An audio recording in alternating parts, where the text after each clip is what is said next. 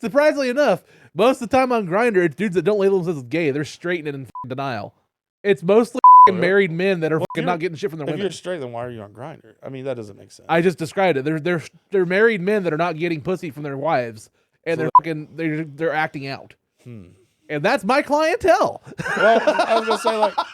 I'm unloading the meat. I'm loading the meat. I'm unloading the meat. I'm loading the meat. I'm unloading the meat. I'm loading the meat. I'm unloading the meat. I don't even know what it means, what it is, what it is, what it is, what it is, what it is. Hey, I'm unloading the meat. I'm loading the meat. I'm unloading the meat. What's up, guys? New episode of Unloading Meat. I am Jared Ralphie Allen, here with returning guest Rosco. What's up, buddy? What is up, Jared Ralphie Allen? Good to see you, buddy. Yeah, good to see you, man. Glad to be in the cave. Is that what we call it? The cave? The cave of divorce? Yeah, right. No shit. This is definitely no married man could have this room. No. Not at all. I love it though. Have you seen this thing that they're doing on like TikTok and shit now, where like this girlfriend will come on and she'll be like, "My boyfriend's gonna show you some stuff, and you're not gonna talk negative in the comments." And it'll be like some hot chick, and her boyfriend shows nerdy shit that he owns. I just imagine like how long it would take you to show all your shit. By the time that I get done with it, there would be no girlfriend or anything there to show. Right. Right. Just a single, lonely, sad man. She already left. And his dog. It's kind of like I play Fortnite still. I mean, yeah, I play Fortnite. But like, there's like female streamers that will have their boyfriends come on and review like the new skins that are in the store. Oh yeah. Because like the Power Rangers are in the store right now. So like, my boyfriend watched it when he was 5. So it's like, let's have him review it. Power Rangers! Which one are you? Red. Oh, because you're main character? No, I don't want to be main character. I just dressed up as the red one as a kid. Uncontrollable dance. What's that got to do with Power Rangers? Group emo. Oh, that's Flame. Joe Eaton, my boss at Bricktown, the GM at Bricktown, he still plays Fortnite all the time. I'll call him, and I could tell he's distracted, and I know. I'm like, "Hey, what are you doing? You playing your fucking Fortnite?" And he's like, "Yeah." He's always playing fucking Fortnite. Now that's funny. I stopped for literally about a year. I never played it. Never once, not ever. I mean, I know what it is. I've seen streamers stream it and shit, but I've never played it. I don't know. Is it platform specific? It's cross-platform now. You can play it on your phone. You can play it, and then you can play it with each other on like your phone, your Switch, your PlayStation, everything. Yeah, I was gonna say because I've just got a PS5 now. I mean, used to have an Xbox. I got a PS5 now, but I hate playing online anything because I hate 10-year-olds beating me. Yeah. So yeah, I basically just stick with just like single player. Yeah. Shit. I mean, that's kind of how I am. I'm not a big first-person shooter kind of guy. I don't like that point of view. It's hard for me to get into a story or anything in a game where it's like I'm like in it. I mean, I don't get immersed like that in certain games. Sure. So you're talking like what's the one that like Call of Duty? Call of Duty, something like that, where you're running and you're in first person. To me, I'm just like, and you just have the gun in your screen. That's not immersive in the story, where it's like a third person where you actually see your character. No, I never understood games where it's like, hey, we're gonna let you customize your character all this way, and then it's first person, so you never get to see it. Right, yeah. So you spend all this money and shit customizing them, and you only see them in the start screen. Yeah, you just see the gun. And I was just like, what the fuck is that? That's why Fortnite made $1 billion, because they took the concept from a game called Team Fortress 2. 1 hour later. And they had a popular thing where you could buy hats. And it was just that you have your characters and you'd have customizable hats. And there was a huge marketplace for people having all these fancy little hats. 2 hours later. But it was now they'd have all the skins and everything. Yeah, well, that game was first person, so you had all these like millions of dollars going into hat marketplace. And the only person that could see it was like other people you were playing against. And Fortnite was like, well, what if we just took that concept and put it as on the back bling? Well, it's just peacocking, right? Yeah. Like, so you're just like whoever's got the fanciest hat's the coolest guy. Yeah. Once again, I don't spend money on online games. This is why. Fuck that. Anyway. What's been going on, dude? I feel like I haven't seen you a ton lately. It's been a bit. Honestly, I took the last part of July kind of just off. I kind of just dropped off the face of the earth for the comedy wise. You were celebrating my birthday. You just took the last half of July. I was celebrating my birthday, motherfucker. Our birthdays are like 2 days apart. Something like that. I'm the 19th. I'm 20th. Yeah. Oh, day apart. Yeah. Yeah. Well, happy belated birthday again. You too, buddy. How old are you now? 37. 37. Yeah. Kevin Smith's favorite number. 37. I'm 37? Going to class. Oh my God. 37. My girlfriend sucked 37 dicks. In a row? Is that his favorite number? Yeah. Okay. I love Kevin Smith, one of my favorites. I'm 45 now. So I feel like I don't know if that's like a Makes me feel better. spectacular birthday or not. Yeah, I saw you're graying now. That makes me happy. I've like been to see graying you since gray. like 25, bro. Never noticed it till recently. That's why I usually keep this shaved. That's why tonight when I go to Bricktown, this will be shaved. Are you on the show tonight? Yep. Are you? On the competition tonight. Yep. I'll see you there. I'll be there too. I'm Nice, working. buddy. Yeah. I don't know. I think comedy competitions sometimes can feel rigged, but that's what I guess we was bringing up now. I got Best of Tulsa coming up Yeah, August man. 23rd. Let's This will be talk our about it. fourth one. And I don't really love comedy competitions myself because I feel like it's a bringer show. Yeah. But that's why I try to do mine a little bit differently. So the audience vote does count because I think the audience vote should count, Yeah. to a point. But it's only half the vote, and the other half of the vote is a 3-judge panel. Yeah. And I think that's the best way to go, too. I try to get people that I know aren't going to play favorites, and they're not going to hate on this person or that person just because of who they are, what kind of comedy they do. And so I've got a previous winner of Best of Tulsa is one of them. Cepeda Cheeks is one of my judges. Hell yeah. And I have Katie Style, which everybody loves.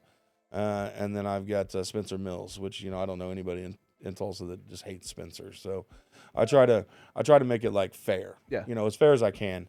I also know that you have a lot of love for Katie because you pronounced her name right. Yeah, Katie Style, yeah. Well, Kate, I actually met Katie and Sophia Starr on my very first night in Tulsa watching comedy or whatever. I had moved back here from Chicago and went to a mic at Red's, which I don't even think you were around when Red's was still going. But Red's is like this bar downtown that during the week is kind of just like a cool, chill hangout bar. But on the weekends turns into like a hip-hop bar, and there's always fights and shootings and stuff there. So As Tulsa is to do. Yeah. It's right down to the Blue Dome. It's it's a cool little bar. But they had a mic that went there for quite a few years, and Zach Amon used to host it. And I went there the first night, and both those girls were there, and I was just dying, like laughing, because I had those prejudices where women aren't funny, as a lot of comics do or whatever. But man, they were just both so freaking hilarious. So I've known Katie since my first night watching comedy here in Tulsa, and me and my Katie went and watched them, and they're super sweet girls. Yeah. Katie's So- hysterical. And dude. sweet. Always like, there's times where I like, wonder how much material she's going to lose though now that she's skinny. yeah. I've been giving Oh her my shit- God. I've been Yeah. giving She's her lost shit a about bunch it. of weight. Yeah, 100 pounds, I think. Yeah. Or maybe even more. Is she and still done in it your natural. Katie's Ozempic? No Ozempic. No, she's not done it on Ozempic, and that's what I was just going to say. It's amazing that she just, I guess she got diagnosed type 2 diabetes, which I did too earlier this year, and I think she was a little before me, but got diagnosed, and she was like, I got to live for my kid. Yeah. And how she struggles with mental problems and stuff, but she was like, I got to do this for my kid. I got to do this for me, and she just walks every day, or I guess jogs maybe. I don't know. I've never seen her, so I don't know if she's sprinting or what she's doing. But she's doing 2 miles every day, and man, that's it. That's really it that she's doing. She's eating healthier. I'm 80% sure when she's doing it, it's still in leopard print. Right? No shit. I love you, shit. Katie. No shit. But she looked great, man. Yeah. I'm super proud of her. Yeah. Because that's hard to do, dude. Yeah. Just to lose it naturally, and that's what you brought up Ozempic. My wife's been on Ozempic for a couple years, but she plateaued. She lost X amount of pounds, and then that was it. She's an and it just OG stopped. Ozempic. And she's still on it. And it just doesn't. Ozempic gangster? That's what OG She is. means? She's an Ozempic gangster. Wow. We coined that today. No doubt. Clip that. Now cut that out because I'm going to use that in a bit. It is your Anyway, wife. Anyway, it's pretty funny. So Subscribe now. I just got my my Ozempic in the mail this week. I'm going to start on it on Monday. Nice. So I'm super stoked. I'm hoping to, because I'm the heaviest I've ever been at 340. So Way to rub it in, buddy. I don't, dude. It's a lot for me, man. I've always been a big guy, but never been this big. And there's no judgment on anybody's weight. Yeah. I've never judged anybody. I don't feel healthy. Yeah. And I hate it. And it's because all I do as far as exercises is when I'm at work. I'm just on my feet, moving around, doing my job at work. Yeah. At the club, and besides that, I'm a fucking stand up. So Yeah. I'm eating shitty food in shitty venues and having shitty bar food and shitty beers. Hot wings and mozzarella sticks. Yeah, dude, no. And chicken strips. I had mozzarella sticks last night at the club. It's just like, what else you gonna eat, man? I mean, Hey, it's you're what's getting your around. vegetables because you dip it in the marinara sauce. That's Okay? it, brother. Yeah. Love me some red sauce. Yeah. Anyway, so hopefully we'll see what happens, but I'm hoping to be able to drop some LBs here. I'm just gonna have to start getting active. It's the problem with being active is in the summer it's hard here. Yes. Because I'm a fat fuck and it's too hot. Yes. I don't want to go walk out in 110 degree heat index with an 80% humidity. It's crazy. So one of the reasons that I took a big break off of this whole last part of July or this last month or so is like part of one of the trees in my property snapped from the last storm and fell on my roof. Oh yeah. And I had to cut it all up with a chainsaw, and it's all back there. I'll show you after the episode. But like that was a lot of fucking work in 100-degree weather to cut down this fucking chainsaw with a chainsaw. And then it broke my fence and all this shit. So we moved in on May 1st, and probably by June 1st, I had a bunch of my boys come over, and we put up all my fence posts for my fence at the house. They're still just fence posts at my house. I don't blame you, man. I have a whole privacy fence and chain link fence to put up that has not been touched because it's too fucking hot right now to do it. So I'll get to it, but I'm just waiting for just give me 80s consistently for a week, and I'll go out there and do it. You know what I mean? It's like last year for something. My mom ordered a big trampoline for my daughter. And it was here it is as a kit Those from are Amazon. fun. You can put it up. It's like one of those big ones with like the nets around it and everything, and it has a basketball hoop in it and stuff. That's cool. Really, really huge trampoline. Your parents are here in town, right? Yeah. Okay. But they just drop shipped this big box, and I was like, oh, in the middle of July. Well, I guess I'll build that out in the fucking weather. Fuck, dude. All metal fucking rigging. They give you gloves to handle the metal because they know it's gonna be hot. No shit. You're out there with those like fucking welding gloves Yeah. on, up to your elbow, just fucking getting after it. Yeah. So when I'm working at the club, I take pictures during the shows because I send them to Bark and they use them for advertising. So if for instance, last night we had the NSFW, not safe for work, guys here they're all from Austin and one from Oklahoma City. And tonight they're in Oklahoma City. So I took pictures last night and they'll use them to advertise for tonight in Oklahoma City. Nice. Yeah, or if we're here all weekend, I'll take pictures on the first night, and they'll use them to advertise for the rest of the weekend. I mean, if you wanted to take a picture of a certain competitor tonight that's on stage tonight, Yeah, I'll get a picture of you, man. I mean, I try to do it for as often as I can. You know, if I'm not busy and running around like a crazy person, as long as you're not up like 1 or 2, then I can probably handle it. You're fine, buddy. Because I'm usually out in the lobby till the show starts, checking IDs, and then it takes me about 10 minutes to get in. So I miss the opener almost every week. Yeah. But I'll take some pictures of you. But anyway, I'll take pictures of these people and I'll be like, hey, if you follow me back on Insta, I'll send them to you. And I'll pick up followers because of it. And like 2 weeks ago, I got to open for Adam Ray. Nice, yeah. Got guest sets for Adam Ray. That's fucking huge, man. Yeah, God, he was amazing too. He was every bit as sweet as I've heard he is. Just the nicest guy in the world. Got to work with Pablo Francisco, which he was on Mad TV and shit. He was great. Yeah. Got to work with him like the week after Adam Ray. So it's just been, working at the club has been a real blessing. Yeah, man. I'm making connects. Got a text message from Pauly Shore about doing a show in November yesterday. Nice. So we'll see what happens with that. I'm going back out on the road with Copenhagen Bandit.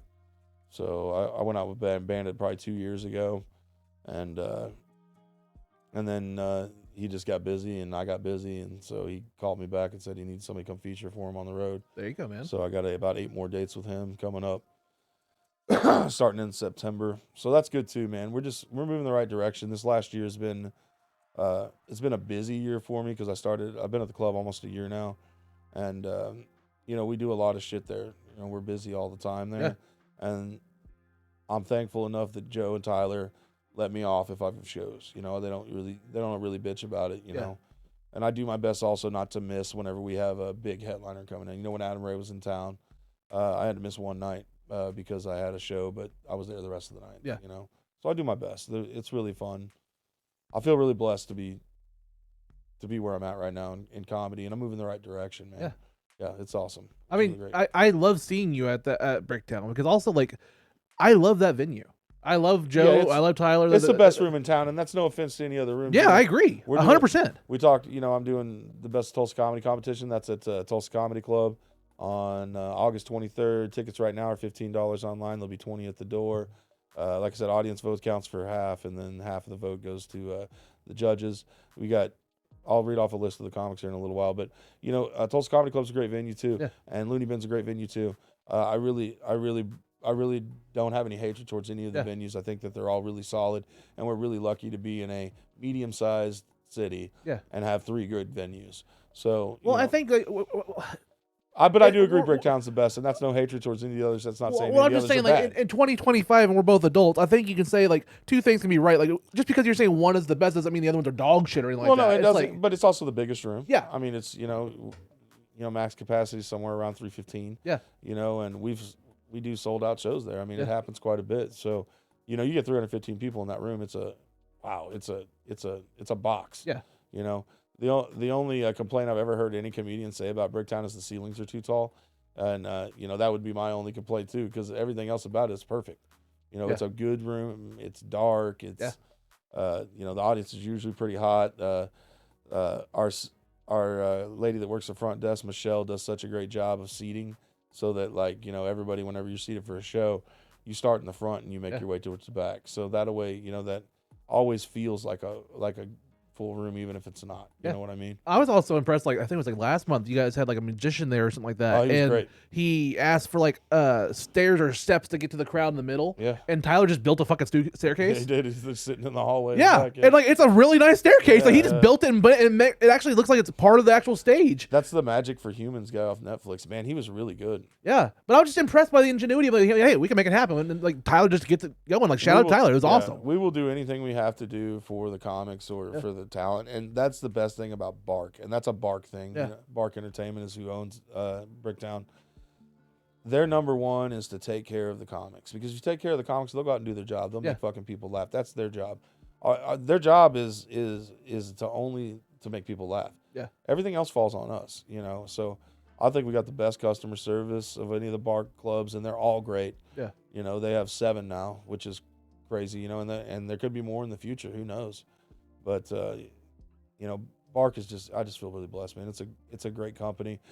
I think it helps that I don't know if he's the CEO or whatever. His parents own it, but he runs it. His name is Sean, and he's a comic. So that's why I think, you know, if you ask any of those comedians that come through, they're like, man, these are always the best green rooms. That's what they always say. Man, this is the best green You room. want it to be authentic. Like you want a comedy place to be owned by a comic or run by a comic. It's like It I want makes it Grindr feel- to be owned by or run by a gay guy. Yes, It's I like- agree. You know what I agree. mean? No, I want it to be owned by like a scary looking lesbian. Yeah. Grindr should be owned by a scary lesbian. I will say Grindr, you need to watch the fuck out with your ads, okay? They're fucking weird. You get pop-up ads nonstop on Grindr. I would not know. And it's like the most random shit. It's like Raid Shadow Legends and like the don't know Marvelous what that Miss is. Maisel on fucking Oh, Prime. I fucking love Marvelous Miss Maisel. That's It's like, I'm trying to get dick. I'm not trying to watch this fucking middle-aged woman go through stand-up Have comedy. you seen it? Yes, I have. It's a really good It's show. a great show. It's a God, fantastic it's so show. good. Yeah, my wife and I watched the whole thing, like binged it, and it was so fucking good, man. I love that show. There was another one that was about stand-ups or something that had like older women in it too. Katie watched it. I didn't see it. I don't remember what it I don't was. know. I don't know. If I'm on Grindr, I'm trying to get used, not by Jeff Bezos. Sure. But you're bi, right? Aren't you Yeah. bi? So what do you just stick with the regular apps for pussy? Is I that- mean, I look at it like, okay, for like Pornhub and stuff. Or we're talking about porn. We're talking about just no, dating to apps. get laid. Like if you're trying to just get laid. fucking Tinder, fucking Bumble, all that shit. So Facebook So in your, Facebook in your Marketplace. opinion, which one's it?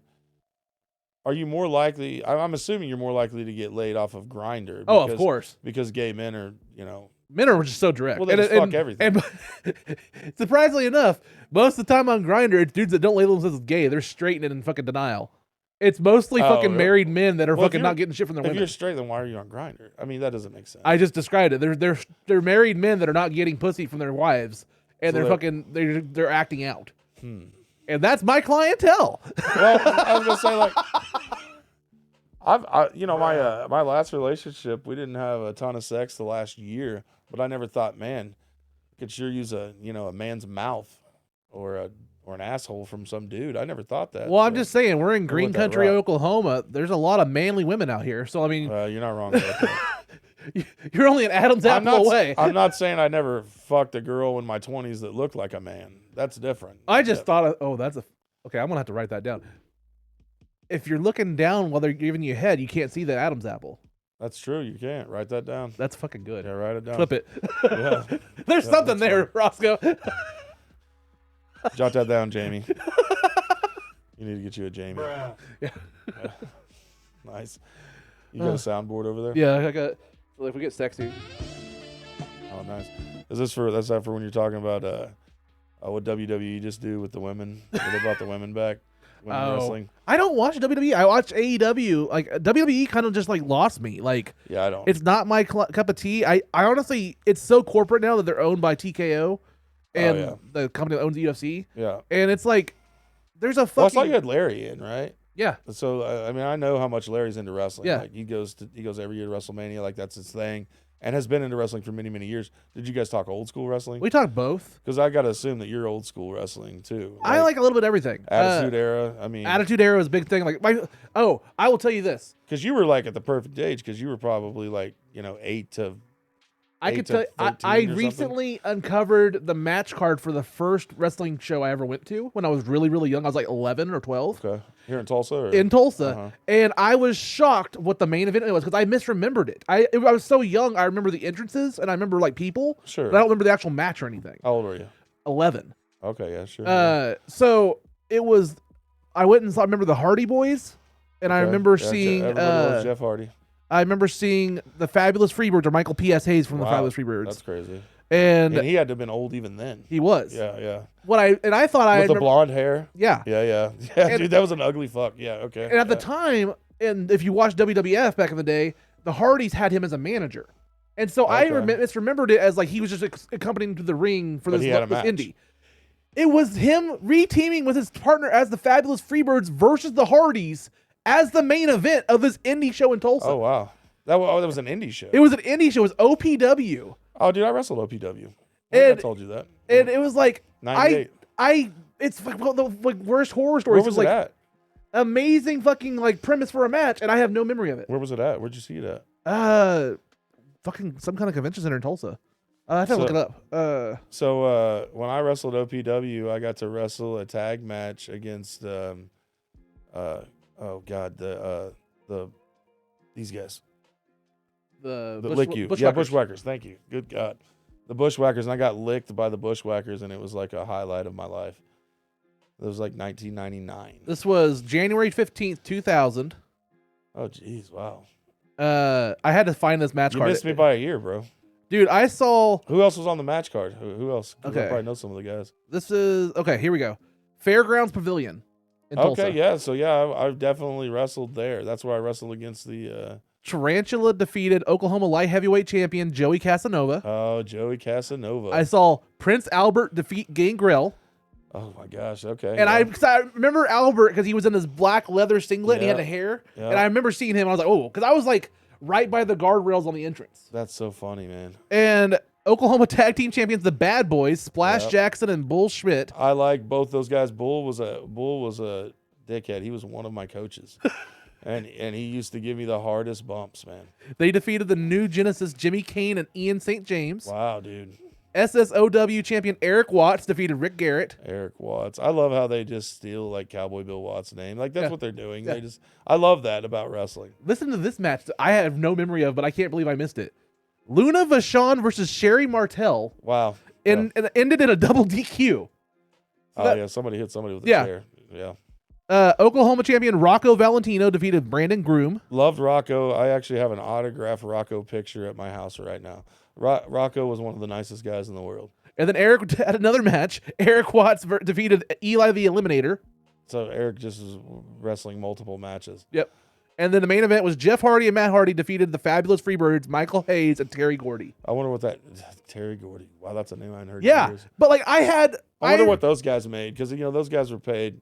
I wonder what they what the basically Hardys I made. have that match card saved because like I want to get to the level of sometime on the podcast where I can interview like a Matt Hardy or something like this, just like on a pod or something. Sure. Be like, how did that match card happen? Because you guys were signed WWF talent, Yeah, doing an indie in Tulsa, Oklahoma you got to assume that they in 2000. Like that's they were taking a break.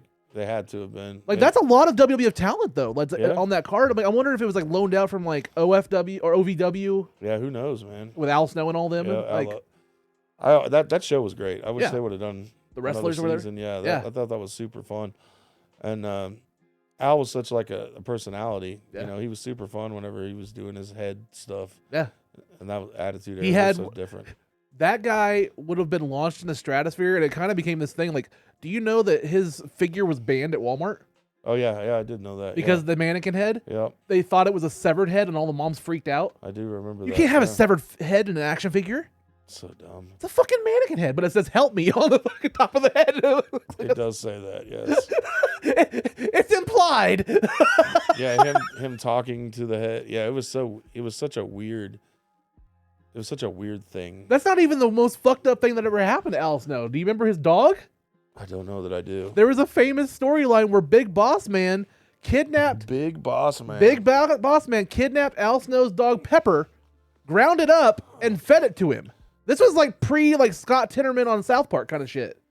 That's such a attitude era thing to do. And then they had a Kennel from Hell match, which was basically Hell in a Cell, but outside the ring they had like fucking German shepherds on collars, and they were just shitting on the What fucking the car. fuck, man? They were just shitting and pooping the whole time. They were not gonna be like vicious guard dogs. That's so weird. It's fucking Vince idea. Yeah, dude, the fucking writers. Vince with poop? Yeah, Who? totally. You know, Tony Hinchcliffe used to Yeah. write for WWE. Isn't that crazy? So did Freddie Prinze Jr. I think I knew that too. Yeah, I think I'd heard that somewhere. It's weird that where comedy, you know, connects with wrestling. There's a lot of guys. Ryan Niemiller from America's Got Yep. Talent. I got to do a guest spot for him a couple months ago. He, in one of his final things on America's Got Talent, got to work with Chris Jericho, and they're buddies now. So random. Yeah, like Jericho showed up on America's Got Talent and did a skit with him, and That's so weird. then it wound up being where he goes on Jericho's like cruises and stuff too, and does this like comedy, on the Jericho Is cruise. that Jericho Cruise? Oh, Jericho does an amazing cruise. Huh. It's wrestling, comedy, and heavy metal That's on a a weird cruise. combo, isn't it? Yeah, and even AEW's done a few times where they've actually aired Dynamite live. They built a ring on the actual top of the cruise ship, Oh, I and love they that. shoot a whole pay-per-view there, and they have rock concerts there, karaoke with the wrestlers, and the whole thing, like a whole weekend. That's fun. And Jericho runs the whole thing and makes a fucking fortune. So it's like, who else does that? Like Legion of Skanks, don't they do Yeah. the Skanks Cruise?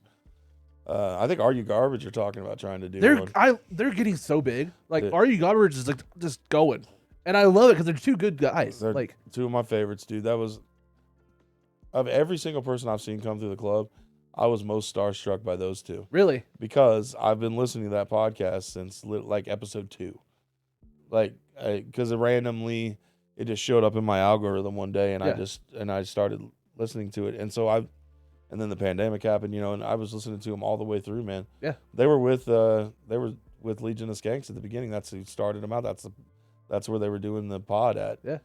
And then now they've moved from there to the second studio now to Tootie's Edition. their New studio Edition. reminds me of like the Roseanne set. Yeah, well, I mean, I think it's supposed to. It's got supposed to, those vibes, yeah. I will forever have a memory.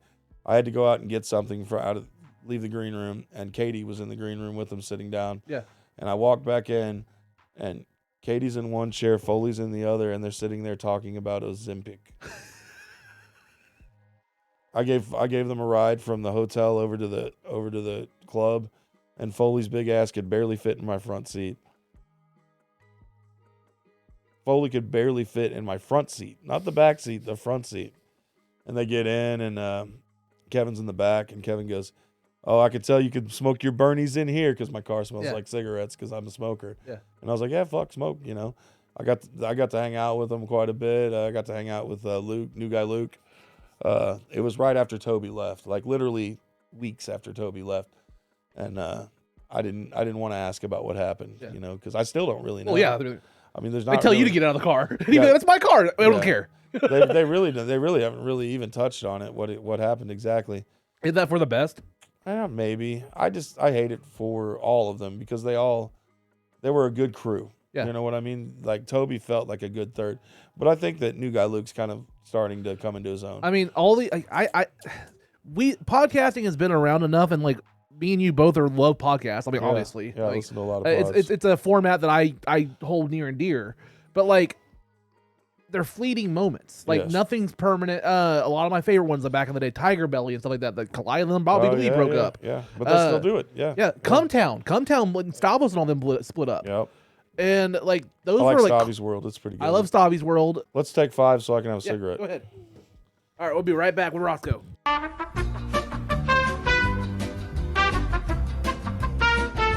And we're back with Rosco. Rosco, man, you excited for Best of Tulsa? Yeah, man, I'm pretty pumped. I think that we've got a fun lineup this year.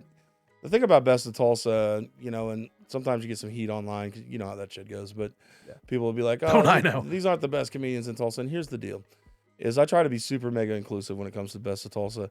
I want people from all walks of life. I want new comedians and old comedians. I want all races and sexual preferences, you know, to be able to have an opportunity to compete for Best of Tulsa. I think that's the fair way to do it. I get people from all the different mics to give me recommendations based on their mic, who they want to get through. So I think we did 3 or 4 different ones this year through 4 different mics all over town.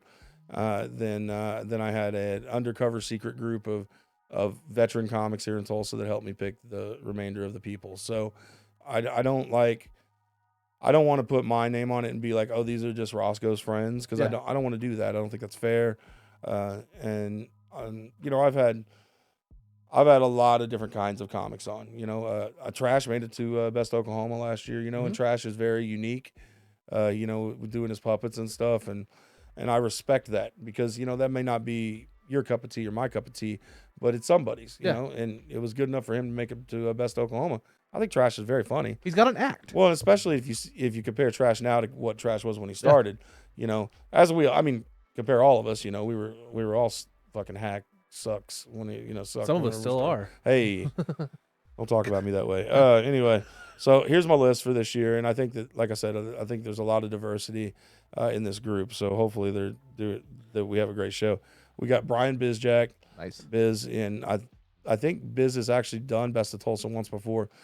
But I love Biz so much. You know, he's like dirty dad humor and just such a solid guy. And like I don't think he gets the play he deserves in Tulsa. Like, Biz is very funny and a good comic. I've had him on a few of my shows, and every time he's on, he kills.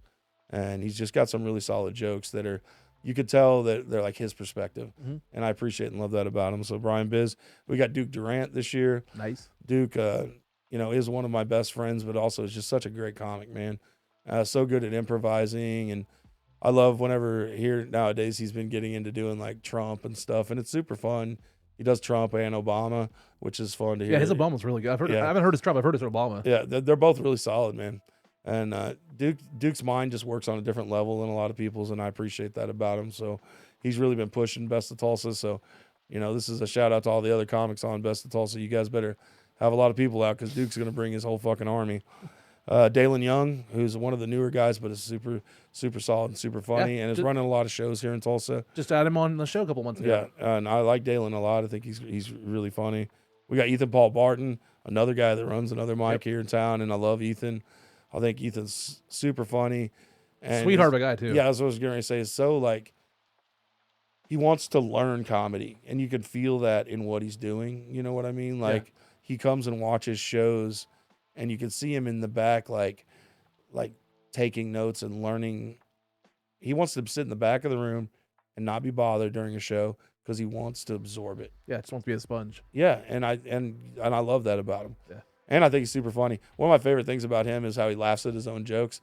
Some people say that's annoying, and I just think it's funny as shit, because if you're cracking yourself up, other people are going to laugh too. You know what you I can mean? tell when it's genuine laugh too, and also you gotta have a good laugh. Yeah, he's not laughing. He's not laughing to try to get everyone else to laugh. He's laughing because he really is making himself chuckle. So Ethan Paul Barton, really great. Charity Jones, nice. Once again, love Charity. Been around since Charity started. You know, I remember her first coming out whenever she moved here to town, and I think Charity's super fun, super sweet girl. Yeah. And I think she'll bring a big crowd too. She's so you know, once again, comics, bring your people. Cheyenne Walker, man, I don't know how else to say it, but I think Cheyenne's a phenom for as short a time she's been doing this, because I think she's probably just coming up on a year right now, and she just gets it. Yeah, she just naturally gets comedy, and I love her perspective, her Gen Z perspective on everything, because she sees shit a lot differently than I do. And one of Katie's favorite comics, you know, my wife loves her, and I think that she's just a phenom. I think that, you know, she's one of those people that has a real opportunity in comedy if she continues to work and put in the work like she is right now. Yeah. So yeah, Charity, Cheyenne, Katie Coffey, another hilarious female comic Who just celebrated her 1 year. Yeah, I was gonna say Close she's to- been yeah. a little over a year, I think, and I love Katie too. I think Katie's unique, and I like that about her. Like, I feel like that Katie's like a dirty woman comic, and I always appreciate that. You know, like she'll come out with some way out of left field shit that is just really funny. So yeah, I think Katie's got a real opportunity for sure to make it the best of Oklahoma. You know, if she just comes out and brings her A game. Yeah. Because I've seen her just really destroy.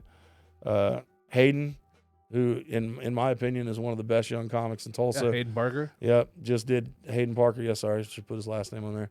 Hayden just did his first guest spot at Bricktown last weekend and crushed it. I wasn't there, but I heard, and I just love Hayden to death.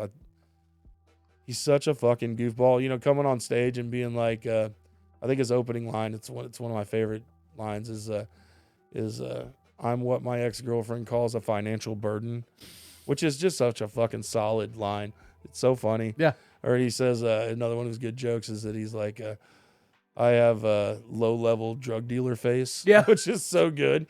He looks like I'll sell you Coke, but not good Coke, which is, he 100% looks like that. Yeah. Yeah, So then he's like, it's been stomped on. Hayden's a monster. Another newer comic that I think is getting a lot of play right now that made it in this year, Josiah Parks. Yeah. I've seen Josiah absolutely murder.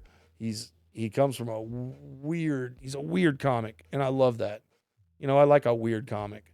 Like we were talking about Trash. I think Trash is a weird comic, but he's fucking funny. Yeah. And that's all that matters to me. I think Josiah's also another really funny guy who's probably going to bring a good-sized crowd. He's well-liked by all the comedians and just crazy enough to be funny. You know what I mean? Yeah. And lastly, one of my favorite comics in Tulsa and been one of my buddies since the day I started here, Hugo Willie. I love Hugo. I love what he stands for. I love that he's a basketball coach. I love that he's ex-military, and he's a sweetheart. Yeah. But a fucking monster on stage. I've seen him just get up there and absolutely murder a crowd. One of the first times I saw him, I laughed so hard I almost pissed myself. And that's saying a lot because I can cut my piss off pretty good. So yeah, if he almost made me piss myself, that's pretty good. So that's our lineup this year. One more time: Nice. Brian Bizjack, Duke Durant, Dalen Young, Either Paul Barton, Charity Jones, Cheyenne Walker, Katie Coffey, Hayden Parker, Josiah Parks, Hugo Willie. You can get your tickets right now. They're $15 in advance. Buy them at TulsaComedyClub.org. That's TulsaComedyClub.org. August 23rd, doors at 7, starts at 8.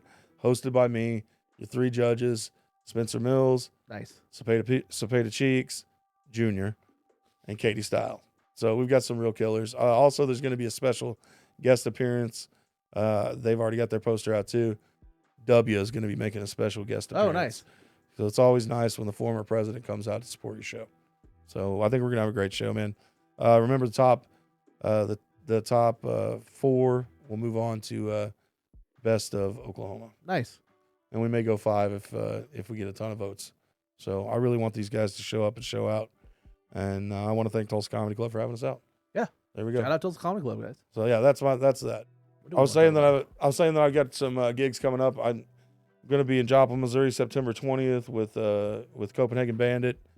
I think, man, I don't know. Do you follow Bandit on any of socials and stuff? I believe on Facebook, yeah. Yeah, man, because he's just, I think he's got like 1 million followers on TikTok. Like he's a big deal in that group. If you're a redneck fella, you love Copenhagen Bandit.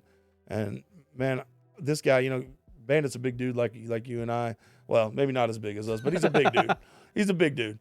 And he gets up there, dude, and he's got so much fucking energy, and he's bouncing around the stage, and he's so fucking animated. And I just think that like I've always had a lot of respect for his hustle, man. And I think, that's something you and I have talked about in the past, is like the grind, the hustle. If you hustle and grind and work your ass off, then you deserve everything you get. Yeah. And I think Bandit's a prime example of that. Well, I mean, not to toot your own horn or not to, like, give you too much of an ego, but like that's something I've always respected about you. Yeah, Like, I don't have any quit in me, man. And because I can't, because like I've put all my eggs in this basket. Yeah. You know what I mean? but also like I see the work. Sure. I see the grind. I see like, yes, you talk about others being in the back of the room and like a Bricktown and like trying to be a sponge, stuff like that. But I also see that with you. Sure. I see you watching shows and I see you like studying. I see you trying to get better. I I appreciate see that, like man. in between like working at Bricktown, you're also doing the like sets and stuff too. Like you're always hustling, man. And like you're a peer I look up to. Well, thank you. That means a lot to me. It really does. And I love you, Jared. I always love you have. too, buddy. You and I had a year period we didn't talk too much. I did that with a lot of people. but I've been going through a lot. But I've never hated you. And Never hated you. And I always have had a lot of respect for what you do. And you came into this cold. I remember whenever you first showed up. Actually, I think I met you your first night. Yep. In Tulsa, and we all met up at the Colony.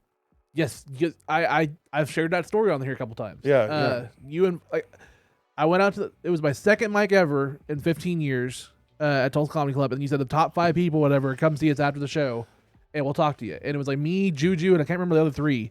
And Juju was really new. Yeah. At least in Tulsa. At that Yeah, point. it was like right when we first started. Yeah. And you brought us to say, hey, there's gonna be an after party at the Colony. Come hang out. And Yeah. you brought us to the Colony. Yeah. Yeah. And I think that, that night we all were friendly and made friends. And you're like, hey, I'm doing this podcast. Yeah. You're like, come do this podcast, and like you said, I was real early on the podcast. And Well, it was you, Little Miss MG, and Lynn K. That were the 3 that like just reached out. I reached out and you were like, yes. Yeah. And like I always have immense respect for you because like it was coming out to fucking Bartlesville. Both really sweet girls too. Yeah. And I wish them both the best. I don't see Missy much anymore. We're not the friends that we used to be, but I still always love Missy and wish her the best. I know she's doing a lot of her clowning and stuff now, and not as much stand up. But she's really solid at that. She's very good. Yeah, well, that's the kind of thing about this scene and stuff. Is like, like people go in. Yeah, I and don't out. see Lynn K hardly at all, but I love Lynn. Yeah. Like every time we see her, but it's that's hugs, kind of the thing. Is like, I always say like we are so. Like the culture of comedy and like whatever, the scene, whatever you want to call it, is so similar to like pro wrestling, like the indie circuit of pro wrestling and stuff like that. Sure. And like there's a lot of drama in Tulsa comedy, and I Yes. really just try to keep my hands out of it. I read it. Yeah. I see it. I have my opinions on it, but I keep those opinions to myself. I mean, I've learned the hard way to stay out of it. Yeah, it doesn't help anything, No. man. And It only brings you down to their level. and listen, this goes out to all the Tulsa comics. You can not like someone and not like what they do and not like their past and still just not talk about them. Yeah. That's all you have to do, guys. I want all of us to succeed. I have zero hatred towards any of you except for one of you, and you know who you are. Fuck you. But everybody else, I wish you all the best. And I want nothing but success for you guys. And I hope that you guys can start wanting that for everyone else too. Yeah. Because all we're doing is killing. Man, Oklahoma City laughs at us because of Lots of talent. and I see Oklahoma City guys all the time at Bricktown, and they laugh at us because of the stupid drama we have here. And we could just not air it out on Facebook. Yeah. And everything would be fine. And I think So that's please stop airing out your bullshit on Facebook. Go to the person and talk to them like a man or woman. Quit airing it out on Facebook. You look little for doing that. Man, I forgot who told me this. It was a Tulsa comic. And they said, I want to be known as a comic from Tulsa, not a Tulsa comic. Yeah. Because you're never going to make it big being a Tulsa comic, right? Doing at bar and dive shows, and we all do them, and I love them. I'm not discounting those at all, but I'm saying that you're never going to make it big out of Tulsa. No. You're going to make it big by starting in Tulsa and moving up. There's some great examples. Trevor Carrion. I was just talking to a good friend of mine that's a comic today about Trevor Carrion. You're talking about hustle and hard work. Nobody works harder than Trevor. Works his ass off. And because of that, working his ass off, he got to start doing clips for Sammy Obeid. And now he's on the road with Sammy Obeid and is going all over the U.S. Just got back from Seattle. Yeah. Is going to Canada with him here in the next month or so. Like, how can you not respect that hustle? Whether you like Trevor or you like his comedy is irrelevant. You gotta respect the work. He works his ass off. Yeah. And somebody's got to like him. Otherwise, he wouldn't have all the followers he has across social media. He wouldn't have caught Sammy Obeid's eye. He wouldn't be opening or featuring for him. None of that would happen without his hustle. Well, aren't we at the end of the day, as far as like quote unquote what we're trying to do, just like we're trying to create an act that's sellable. Sure. We're trying to go, Sure. hey, here's me as my act, my bow ribbon on and everything like that. Here's me, find an audience for that. I think Trevor's a perfect example. You know, Seinfeld said we'll play in Omaha. You know, the joke may work. Great line. I love that. Yeah. I mean, you know, may work here, you know, may work in New York City, may work in LA, but it's going to play in Omaha. Yeah. It's going to be funny in Omaha. And I think Trevor's a perfect example of that. You know, Trevor's comedy may not be for Tulsa, Yeah. but it works for the rest of the U.S. Yeah. or, you know, the rest of the world. And that's what matters, Yeah. is whether your joke is funny everywhere. It's not just about here. Yeah. And I think that we lose sight of that because we're so zoomed into our small community here, which, by the way, is one of the best comedy communities around. I think that I would put Tulsa up against Dallas. I would put Tulsa up against St. Louis, Tulsa up against Kansas City. We're better here on a level of comedic funniness here in Tulsa than any of them. I've always said it from episode 1 here, from the moment that me and you talked to the colony and stuff like that, and I saw the melting pot of like talent at the colony of like that night Yeah. of just like everybody there. Yeah, it's random people all hanging together. It kind of gave me this epiphany of like, if the effort was put in it and the infrastructure was here, this could be like a mini Austin in 10 years. Well, I think it is. I mean, I really feel like it is a mini Austin. You just got to in sidestep many that ways. toxicity. Yeah, you. And the Well, don't be stigma around fooled. it. There's drama in Austin too. Yeah, I know. And I don't know how they air it out there. And that's not even what's important, because I'm sure they do. Yeah. But what's important is that we should all be trying to lift each other up as best we can. Yeah. Now, that doesn't mean that I'm going to go and make Comic A try to lift him up and be better than me. Yeah. I'm going to work my ass off to be as good as Comic A. Yeah. You know, whoever A comic is in Tulsa, I want to be better than them. Yeah. You know, the best comic in Tulsa, I want to be better. The only way that we get there is by quitting hitting other people down. Yeah. You know, that all these people, these woke warriors out there that want to try to tell us how to do our comedy and what jokes we can do, are punching down. Yes. And they're like, oh wait, don't punch down, but you're punching down. Yeah. You're trying to tell me what to do, and by punching down and telling me my jokes don't work, you worry about your jokes. Yeah. Don't worry about my jokes. Yep. You know, I get a lot of shit about being a meme comic because all my jokes I write are set up punchline jokes, just like a fucking meme. And you know what'll happen is I'll come across something that's similar to one of my jokes, like in a meme form. I quit doing the fucking joke. Yeah. You know, it's that simple, because I know that my brain only works in shortwave form. Yeah. I don't write long ass fucking stories. Well, because too many fucking people, especially in the open mic scene, don't do the Ralphie May fucking thing of like, you got to understand the rules of the comedy before you break them. They try to be like, I'm not going to do that typical type of setup punchline. I'm going to be a different edgy comic. Right. And they don't understand how to fucking do the fucking basics Right. before they try to, step outside the mold. Sure. Yeah, you can't. You got to understand the rules before you break them. And also, Ralphie May did comedy for 25 years, Yeah. you know, before he died. Like, it's real easy for somebody to come in and talk shit about a comic that's been doing it for 2 years. Yeah. Well, talk shit about a comic that's been doing it for 12 years, you know. It's a lot harder.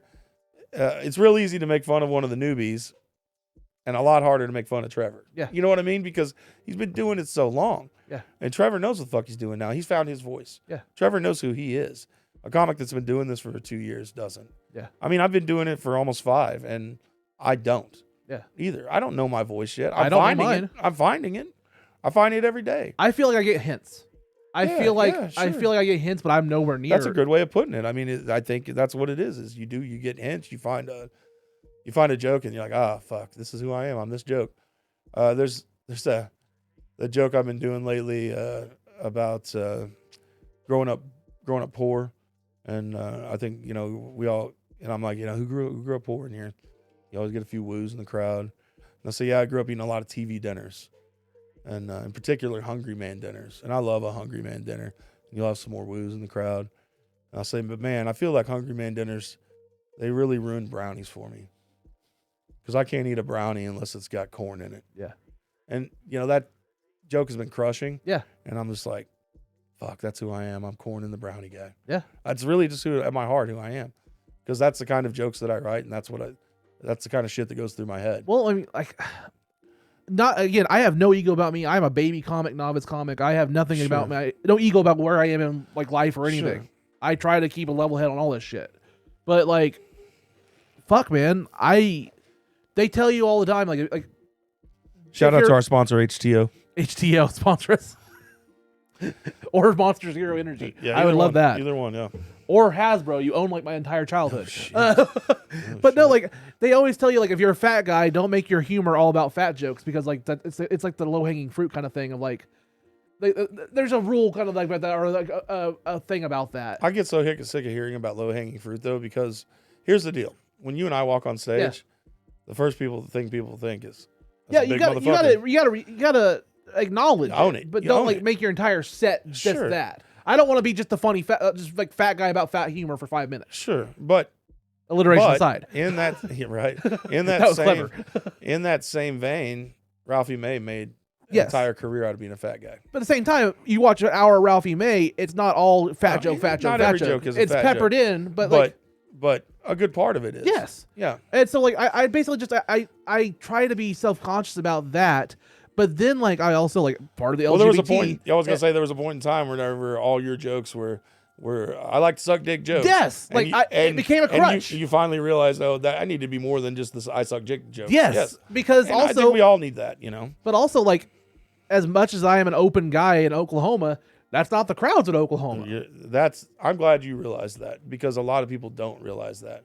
A lot of people are like, no, this is who I am. I'm doing these jokes. Yes. Because I think sometimes we pigeonhole ourselves, like you're talking about being fat. You know, I at the beginning, I went up and did nothing but jokes about me being fat. And it's like, after a while, you got to find something else to talk about. Like Yeah, you've seen it's a good point that you're making, is what I'm saying. Yeah, it's like I don't want to be pigeonholed, but also like I don't want to. It's therapeutic to go on stage and vent this shit, especially to sure. a fucking audience. Like, hey, this is me raw. Yeah, we're all broken toys. Yes, right? we're all Yeah. broken toys. Listen to me. I have the fucking microphone. I have the power That's kind of right. shit. Sure. But at the same time, that clashes a lot of times with I need to be a sellable act so I can present something and actually, Right, yeah. be a commodity for these clubs I to want- keep rebooking. Yeah, that's it. I want to get back in this club, and I'm not going to get back in this club if I'm just like, you know, fat. You know, I look at it the same way Jeselnik said in that one podcast where he talked about dark humor, where he said about like, it's not about saying the darkest fucking thing in the world. It's about the magic trick of getting away with it. Yes. If I do it clever enough, the magic trick is I got away with it. If Yep. it didn't land right, or if I didn't get away with it, I didn't do my job right. Jeselnik is the king of the hard left that you Yeah. don't see coming, and so much respect to him, because, like, how do you do that? You Yeah. know, Jeselnik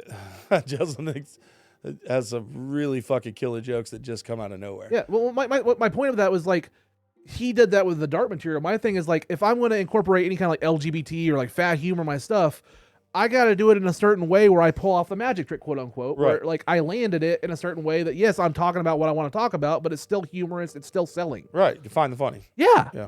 And like, I think that's where I keep, go back to where I'm saying, like, I'm trying to find hints of that. Right. I don't know if you've seen my, I'll probably use it tonight because it works every fucking time. It only works at Bricktown. Have you seen my closer? What I do at Bricktown? No, it's fucking hilarious. my I was thinking impressions? about it a second ago. Yeah. I think it's hilarious. It works every fucking time. Yeah, because it is. It's very funny. And I think the only other person that I've heard that even mentions all the pictures in the at Bricktown is I think it's Cody Troutman that does a Freeman? joke about. I think it's Troutman Troutman. that does the joke about you know, whenever you're driving in the parking lot at Bricktown, every time you turn your tires, it goes Yep. because they got that oil over the top, and it does that every time, no matter what car you're in, doesn't Yeah. matter. And he says that's the souls of all these dead comics screaming. And I think it's really funny, but you can only do that at Bricktown. Yeah. You know? Yeah, and your closer's very funny, and I've always thought that was funny, but you can only use it at Bricktown. Like It only is in a Bricktown, but also it works every single fucking portrait because they're all dead. yeah. Well, I like whenever like you're like, oh, I can do an impression of any of them. Yeah. And I like how, you know, you'll ask for one. Yeah. And I think generally, I don't know if you do it on purpose. You generally say Betty White, you know, which I think is They'll do Betty White hilarious. or they do Richard Pryor. I love if they pick a black comic because I'm like, I get to react to it. You know what I Yeah, mean? I get to be like, yeah. oh, you picked that. I'm going to get Yeah, canceled. And Yeah, I think you should do a female though, because I think that's funnier. Yeah. Yeah, you know, that's a good attitude to have. I think as I've been doing this longer, I do care to a point, Yeah. but also I know that wherever you put me, I'm gonna do fine. Yeah. But that's all about confidence in your material, and that only comes with time. You and know what I stage want to time. be? Like, this is a life goal, like for comedy. Skinny.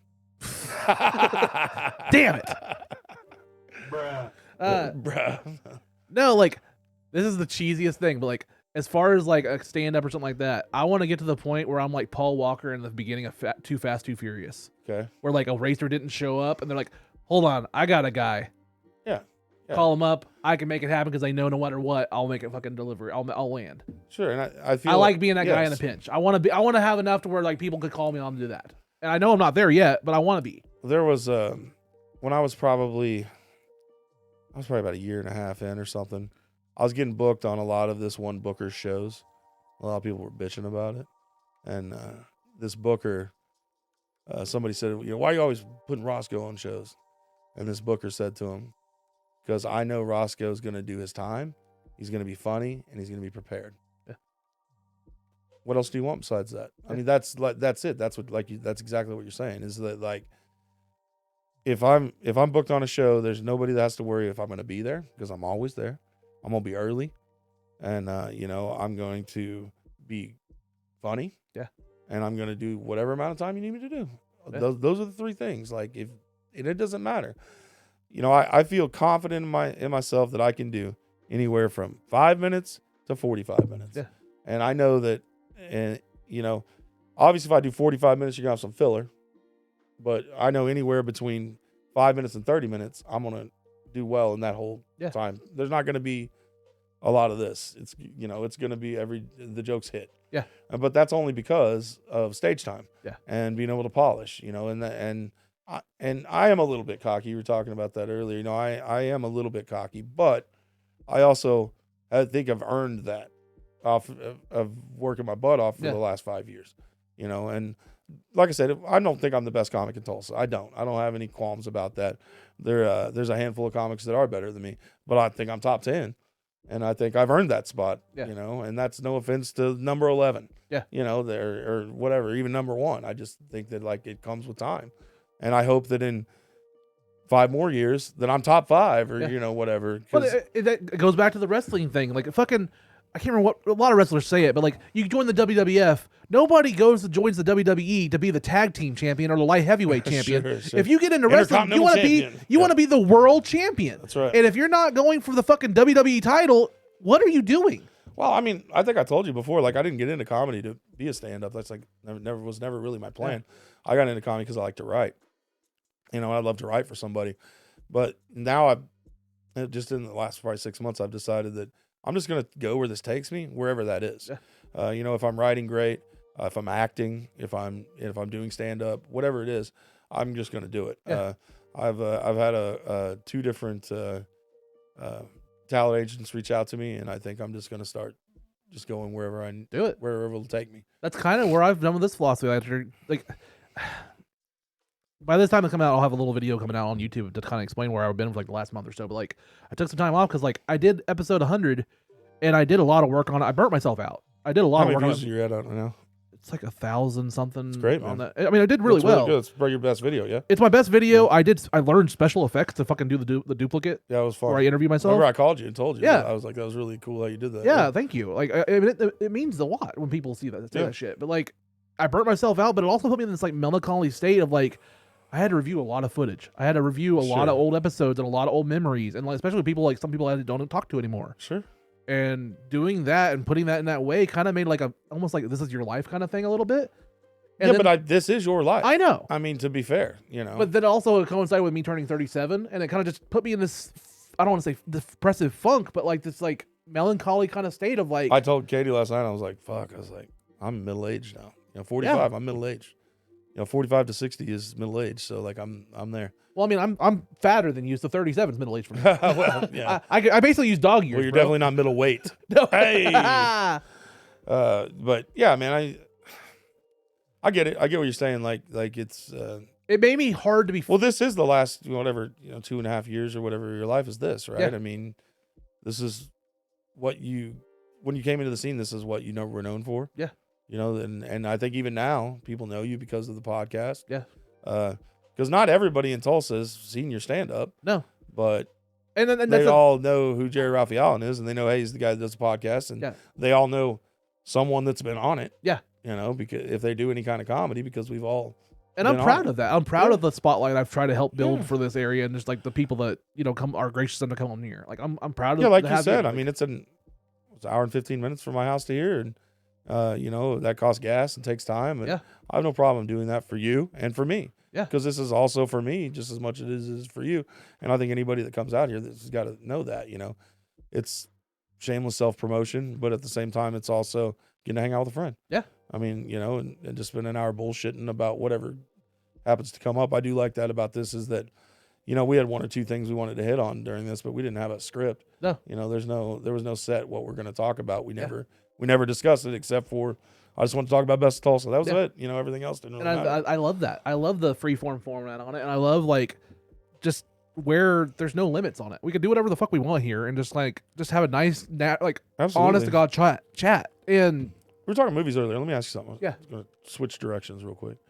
Are you a scary movie guy? no, You're not at all. Or do they actually scare you? Is that why you No. don't watch them? You just don't care. I just don't care. And okay. usually 90% of the time, scary movies are cheaply made or really bad to where like I'm such a like quote unquote like cinephile or like director or like kind of person like where I like see behind the scenes shit where I'm like that just looks like shit. Oh, I'm sure. so cynical. Sure. I'm so cynical on horror movies where I'm just like I can't get scared about. I'm like this looks stupid. I This don't is like horrible scary acting because I don't know. I don't know if it's that they scare me.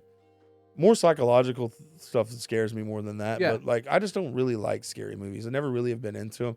I think it's because like I watch like Children of the Corn and The Exorcist way too young. Yeah. So like I was definitely scared then. Yeah. But I think I watched them way too young. Like I was 7, 8 years old.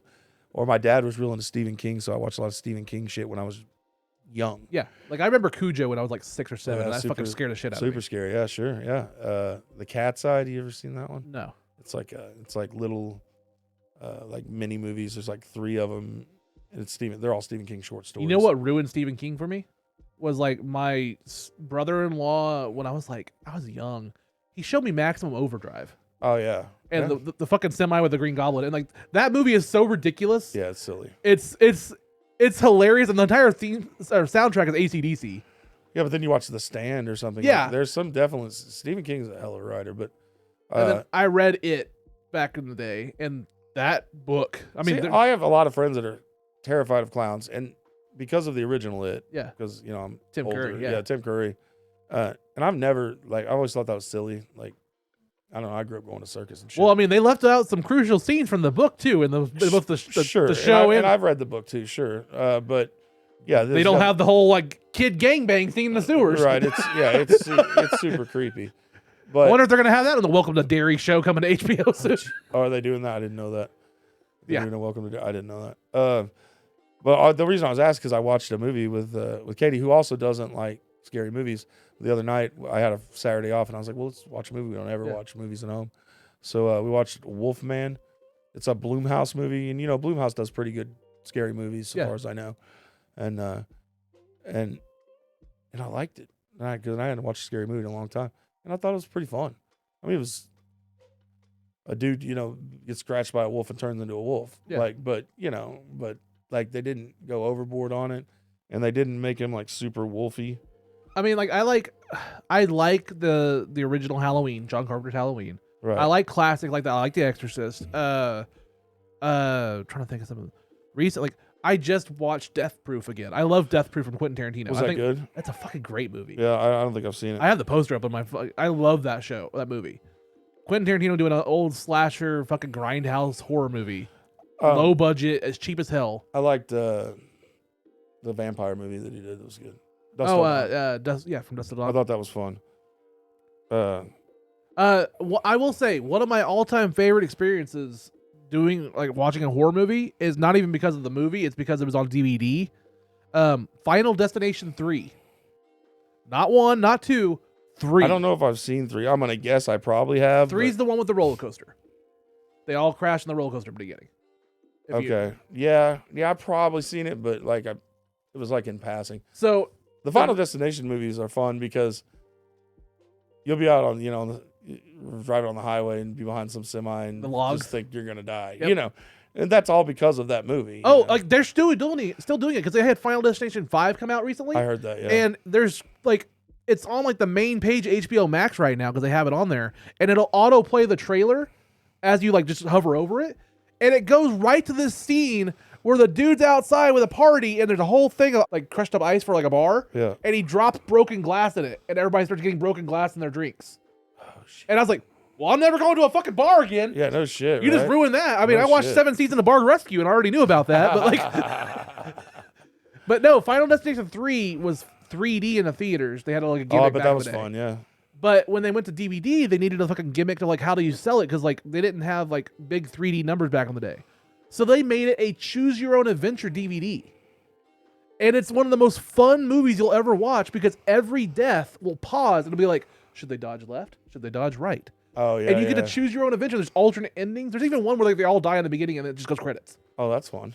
Like there's like 3 different endings. And, They did one of those during the pandemic on Netflix. Yep, they did it with what's it called? It was what's that interesting show? though. That fucking what is that show? That really fucked up show on Netflix. I know what you're talking about. Yeah. Like Black Mirror. Black Mirror. Yeah. Yeah, that it may was have been called what it was. Bandersnitch. Yeah. That's what it was. Yeah. Yeah.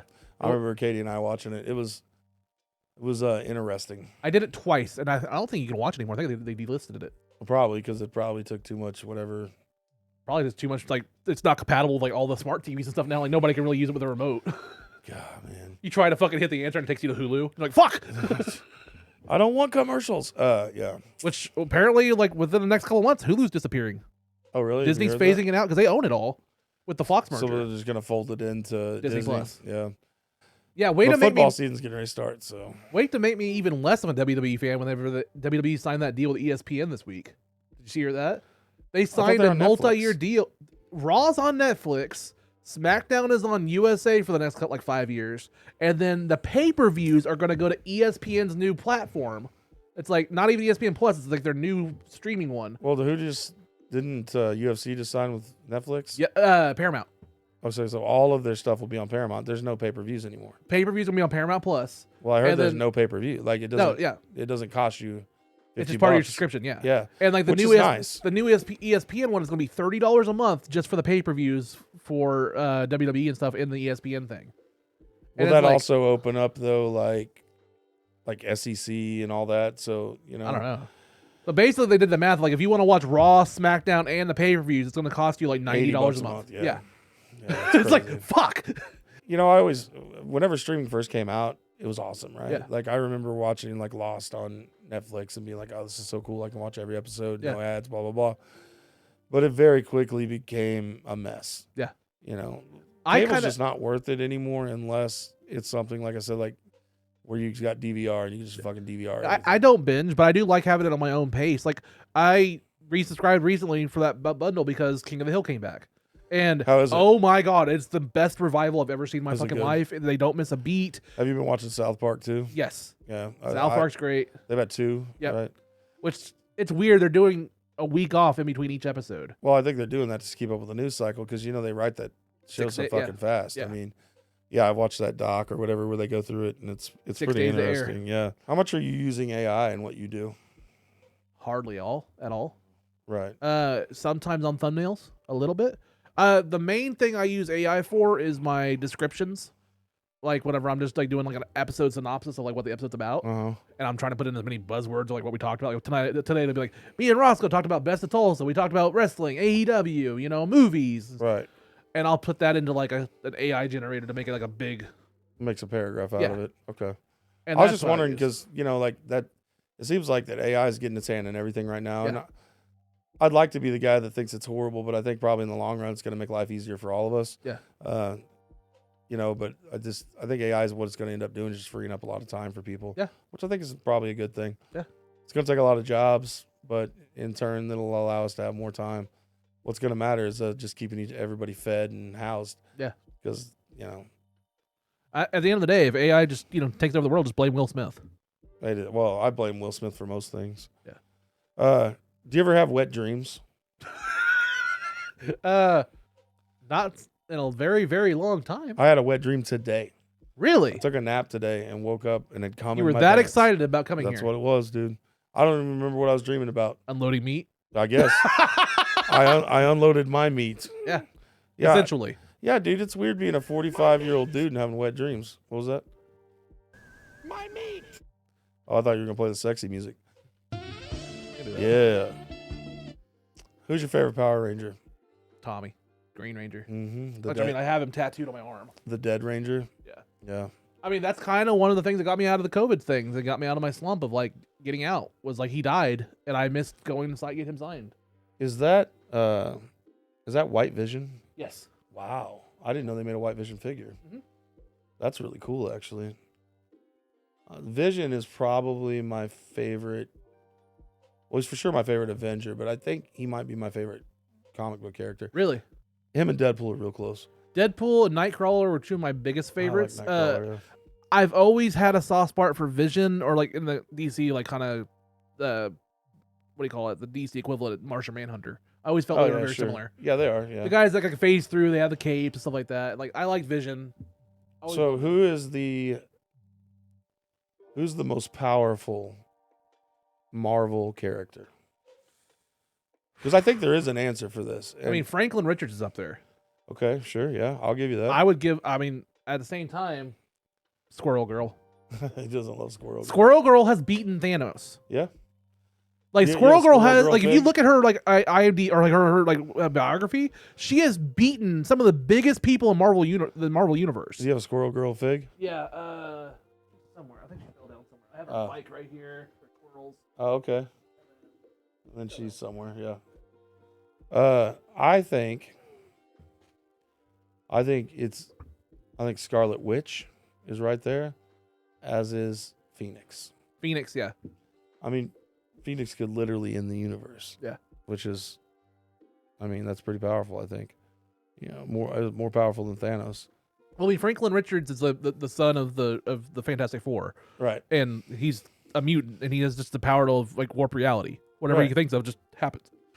Like that's like reality warping fucking powers. Like that's S tier. You know what I mean? Who's your favorite X-Man? Nightcrawler. I'm a huge Nightcrawler guy. I love teleportation. That's also like kind of what got me into Deadpool was his teleportation a little bit, and then I finally like read Deadpool and got into his like wisecracking. Is Tim Blake Nelson Nightcrawler? No, Alan Cummings. Alan Cummings. Love Alan Cummings. Which Yeah, is he's coming a good back actor. for Avengers. I heard that. Man, that's gonna be interesting, dude. What they're gonna do with that? I'm interested to see. How's the end credit scenes? You don't have to tell me what they are, but how, They're really good. yeah. Uh, I heard you watch I heard Thunderbolts? I heard it was Doctor Doom over the baby. yeah, you don't so- really see anything, but apparently that was Robert Downey Jr. on set because they filmed it. The directors, Joe and Anthony Russo from the Avengers, filmed that scene, and they filmed it on the Avengers set. Oh, okay, cool. So no, I haven't seen it yet, but I'm kind of waiting for it to come out on Disney because I assume this within the month. Yeah. I almost bought it last week, and I was like, "Do I want to spend $20 on it?" I was like, "I don't think I do." Superman will be out soon. I'm excited to see That was Superman amazing. and Fantastic Four, and I've heard all my nerd friends that have watched them both have said they're both good. They're both They good. said Superman was a little bit like self-absorbed, maybe was maybe the right word. Like they were like, but I'm gonna give them benefit of the doubt on it because I just think that like it was time for another Superman movie. And I loved Cavill, but God, that Batman versus Superman was just so. Well, like great. I'm not gonna spoil anything on Superman, but like one of the biggest things that James Gunn did about it was like they made this Superman have this idea of like what's more punk rock in like basically 2025 than to be hopeful and to be kind to people. Right. Sure. Like that's the most punk rock in our environment. Like Sure. and like when you have that kind of like mentality, you're like, oh And Crypto, the dog's in it. yeah, too. Crypto's amazing. That's kind of cool. Who plays Lex. No, his girlfriend. Oh, I don't remember her. Rachel Brosnan, or I think her name is. Okay, I'll have to look her up. I was Plays just wondering. Lois. She's Yeah, really she good in cute? it. Yeah. There's a scene right at the beginning of the movie that's like her just interviewing Clark as Superman, and it's like 10 or 15 minutes, and it's just them in a room talking. That's And it's like interesting. one of the most interesting, most like you can't look away scenes Okay. of her just grilling Superman for like what he's doing in the world. I heard the kid did a pretty good job as Yeah. Superman. He's really good. And he's American kid, right? I think so. I think we finally got an American. All these Brits Superman. taking our American voices. Fuck, man. It's so crazy to me that they, for so long. Cable was great Superman. I mean, you can't hate on him. Like, I wish they would have done some zombie Superman. Oh, yeah, I remember like the mustache too that they had a Yeah, CGI out. yeah. Oh god, that was so funny. Which I did like the Zack Snyder Justice League, even though it was in fucking black and white. Yeah. Like, and it was 4x3. It wasn't horrible. It wasn't horrible. It was long. I only watched it once because I don't want to watch it a second time. Yeah, you're not wrong. It's like those fucking masochists that watch the Lord of the Rings extended edition once a year. Well, I really hate that the Flash kid fucked up in his personal life because he was very good. Yeah. I mean, like, I really liked the Flash movie, and I really liked him in Justice League, and so, like, But do you ever watch Invincible? No. Invincible is probably one of my top tier shows. It's a really, really good show. I love Kirkman. Kirkman's such a great writer, so. It has a lot of famous casting in that show. Like, that show benefits from being on Prime and having that X-ray feature where you can see the cast when you pause it. Oh, yeah. Because, like, you'll pause every scene, you're like, they got Donald Draper to be a guard? Like, you know what I mean? Like, John Hamm is just a random security guard in one scene. It's like, but like, there's one scene where you pause, you're like, well, this didn't age well. College jock, played by the guy that played Rick and Morty, Justin Roiland. Oh shit! And then it's funny. like he's like mad scientist in the same scene as Ezra Miller, and I'm like, those two in the same scene. I'm like, whoa! They couldn't have written that any better. Nope. Well, we're not gonna bring that scene up again. No shit. Recast. Jeffrey Epstein. Yeah. Oh, dude, I don't watch Invincible, but I should. It's really good. Because I like the comics. Like I said, I think Kirkman's one of my favorite writers. I will say, we can wrap up here. Like, we're getting nerdy on like movies and TV shows. Like, I finally bit the bullet, and after like 30 something years, I finally did something that I didn't think I would ever do. Watch The Walking Dead? No, I gave up on that shit a long time ago. Love it so much. Still Coral. watch it. Still Coral. watch it. I still watch it. Still watch the new shows. Another show where two Brits are the fucking main bad guy for a while. Still love it though. Okay, go ahead. I got into anime. Can't do it, man. I couldn't do it. I never could do it for a long time. And then my daughter, my 14-year-old, was like, "Hey, I watch Attack on Titan." Yeah, I tried it. That show is one of the best written things I've ever read or seen in my life. I've heard this, but here's the thing. It's so good. I don't have enough time or energy to add something like that because I'm such a nerd that I know that if I watch this show, I'm gonna watch this one. And then I don't have the time. Yeah, it's like Pokemon. I just can't do it, man. Well, I will say, I'm not alone in thinking, like, after I watched that show and thought it was basically a masterpiece, like, I rank it up there, like, it's like Game of Thrones if they stop. I've heard good things. Yeah, but like, it also kind of spoils you because, like, if that's the first anime you watch, you're kind of spoiled because the rest of them suck compared to it. Sure. And a lot of top tier anime fans are like, hey, if you like this, you'll like this, and everybody's like, yeah, but it's not as good. They're like, yeah, we know. Yeah, I think the closest thing to anime was heavy metal. I think that's the closest thing to anime that I've ever really watched, and even that to me was just like, this is way too That's Japanese. a deep cut. Yeah, but I mean that was kind of early. That was that was manga. My forays into anime were basically Digimon. Growing up, I loved Digimon. Yeah. And then like the Daft Punk music videos, where they had those blue people. Well, you were kind of Pokemon days, right? Like, wasn't that? I just never got into it. I got into Digimon because it was on Fox Kids. I was a Fox Kids guy in the country and like didn't have cable. Right, you just get what you get. Yeah. And so Power Rangers and like Digimon and like Spider-Man and X-Men, those were like my foundations, like a 5 or 6 year old. Yeah. X-Men. Did you watch 96? You been watching it? X-Men 97 is, or 97. Yeah, phenomenal. Did you finish it? I didn't watch any of it. No, that's really, really good. I've heard good things. Yeah, I just haven't. I don't watch a lot of the animated shit. I just don't have time for it. If I'm gonna watch something animated, I'll watch a Disney movie. Because I like Disney movies or Pixar or whatever. See, I got into the thing where like I just kind of like aged into adult animation, where I started like getting really into like you can have these amazing. There's some stories that like. It's just cheaper to do it in animation than it is to do like a CGI or realistic. Like things that are just things that can't be done in real life. Right. And like that doesn't limit some of these amazing stories. Is what I. I just feel like nowadays there's nothing they can't do in real life anymore. You know what I mean? Like with what we're doing now with technology, it seems like it's all doable. Yeah. I mean, I think Avengers and shit has proved that to us. Yeah. That first Avengers movie was, I mean, all of us that grew up with any kind of love for comic books. Yeah. We walked out with cum in our pants. That moment where they do the fucking spin. Yeah. And they all have done in New York. That moment, everybody's just like goosebumps. Even I watch it. I can watch it right now and get goosebumps again. Yep. Because it's just that good. Yeah. Or it's an earned moment. Yeah. Oh yeah. It's like they tried to do it. They even hired Joss Whedon to do the Justice League reshoots. Yep. And they tried to force that at the end of the Justice League movie, and it doesn't work because it wasn't earned. No, it didn't work. We went through fucking 5 or 6 movies before we got to that moment. I even liked And 2 Hulks. I liked Wonder Woman. I thought she did a good job. And like I said, Cable's a good Superman. And God bless Ben Affleck. I don't think he's bad. No. I just don't think he's the best. The Joss Whedon reshoots of Justice League and that whole thing that happened on Justice League was so bad. Ben Affleck said it was the worst acting experience of his life. So much so, it was so bad that he canceled being in a solo Batman movie that he was going to write and direct himself. I heard that, yeah. And just like dropped out of all of it. Like, this ruined him. Like, he was like, did you like the one with Pattinson? Yeah, Yeah, it was pretty good. Yeah, I thought it was pretty good. Standalone. I liked that it was dark. Yeah. I thought that was pretty decent. I like Joker 1. We don't talk about Joker 2. Joker 2 was an Joker abomination. The musical? Yeah. Are you fucking kidding me? So Joker the musical was basically like Matrix 4, where like they fucking just did it to troll the audience. Yeah. Did you watch Matrix 4, Matrix, whatever the reboot of the newest Matrix that he did? I think I did, yeah. It's such a travesty. Because of it a came out movie. during the pandemic, didn't Yeah. it? Yeah, I think I did. You watch that movie, and it is literally like they're talking to the audience behind the camera, being like, "You're stupid for watching this. Like, you wanted this, we're gonna give it to you, and it's gonna suck." You have a Prime? I'm assuming Yeah. you do. There's a new movie out, a new War of the remake. Worlds? Did you watch it? No, but I've heard it's getting bombed. I watched it.